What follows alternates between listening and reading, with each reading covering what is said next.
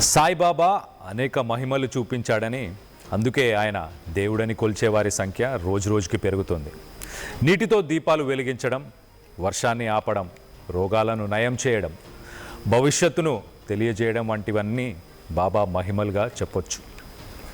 ద్వారకామయి మసీదులో రోజు దీపాలు వెలిగించే బాబా నూనె కోసం షాపుల చుట్టూ తిరిగేవారు. ఒకరోజు నూనె దొరక్క బాబా సత్యం, శ్రద్ధతో నీళ్లు పోసి వత్తులు పెట్టి వెలిగించారు. ఆ దీపాలు రాత్రంతా అలా వెలుగుతూ ప్రజలకు సత్యాన్ని, శ్రద్ధ శక్తిని చూపించాయి. దీంతో సాయిని ఈశ్వరుడు అన్నారు.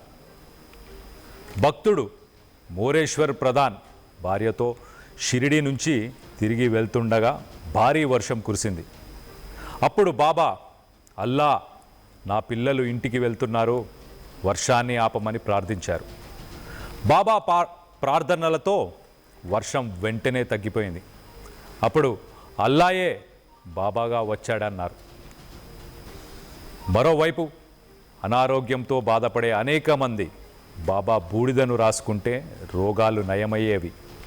నేటికి దుని వద్ద ఉండే విభూది రాసుకుంటే సర్వ రోగాలు హరిస్తాయని బాబా నమ్మకం. ఒకటేమిటి, ఎన్నో వ్యాధులు నయం చేశాడు, ఎంతోమందికి తన మహిమలు చూపించాడు. కానీ ఎప్పుడు తన ఉనికిని బయట పెట్టలేదు. దేవుడొక్కడే అన్న నినాదమే ఆయన తారక మంత్రంగా నిలిచింది. నేడు సాయిబాబా మన మధ్య లేకపోయినా సమాధి నుంచి అన్నీ చూస్తున్నారనే నమ్మకమే భక్తుల సంఖ్యను పెంచుతోంది. కాకపోతే అప్పుడప్పుడు ఆయన పుట్టు పూర్వోత్తరాలపై రకరకాల చర్చలు జరుగుతూనే ఉన్నాయి.